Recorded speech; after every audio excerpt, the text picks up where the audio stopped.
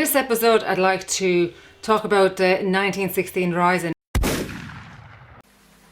As down the glen one Easter morn. And so the 1916 played a very important part of Irish history. And since my channel is about Ireland and around Ireland, and since I love history, I thought it would be very important to share with you. It's not possible to include the whole 1916 history, so what I have done is gathered sort of the main parts of it and sort of combined all footages together. Not all my video is going to be in 4K, some of it is 1080, so but the views that I have captured with my drone are going to be in 4K.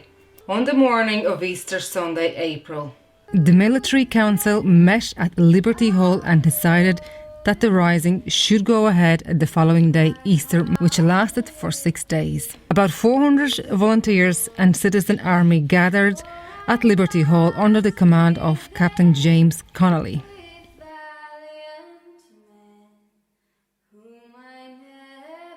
They marched to the General Post Office GPO on O'Connell Street and occupied the building and hoisted 2 Republican flags. The Irish Republicans wanted to end British rule in Ireland and establish an independent Irish Republic.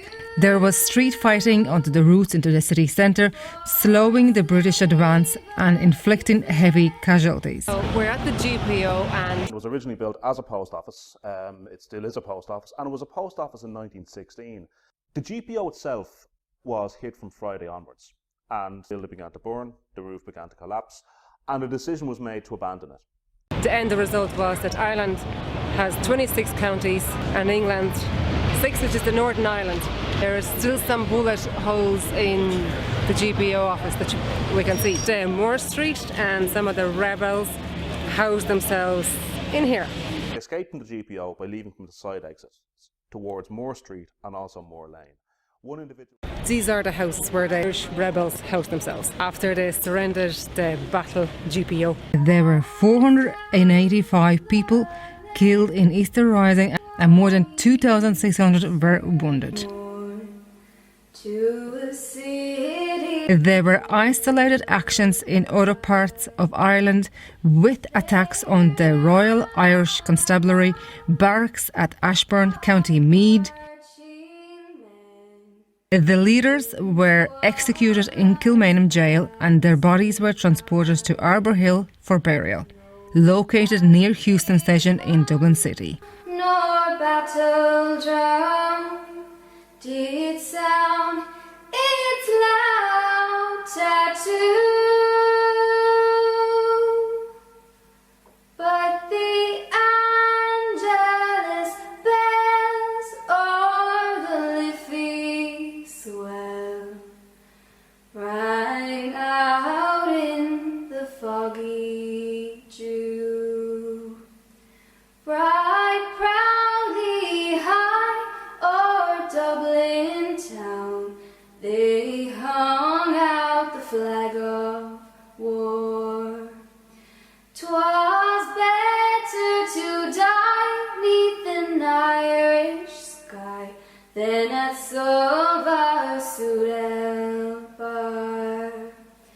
And from the plains of Royal Meath, strong men came hurrying through,